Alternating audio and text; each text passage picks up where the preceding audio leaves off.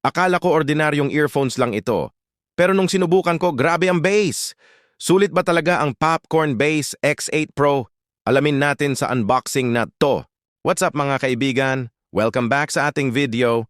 Ngayon, bubuksan natin ang Popcorn Bass X8 Pro Dynamic Earphones, isang budget-friendly earphones na perfect para sa music lovers, gamers at live streamers. Una pa lang sa packaging, malinis na agad ang design at mukhang premium kahit affordable lang. Tingnan natin kung ano ang laman ng box. Pagkabukas natin, nandito ang mismong Popcorn Bass X8 Pro earphones.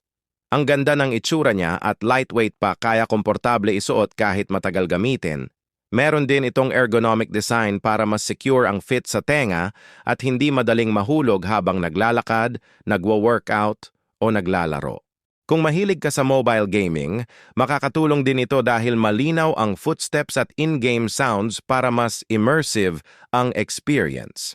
At para naman sa mga mahilig mag-live stream o gumawa ng content, malinaw ang audio output kaya mas enjoyable ang pakikinig.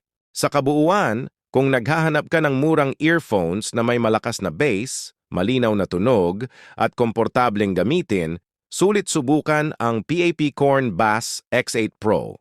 Kaya kung nagustuhan mo ang product na ito, huwag kalimutang i-check ang link sa description. Like, share, at follow para sa mas marami pang unboxing at product reviews hanggang sa susunod na video. Peace!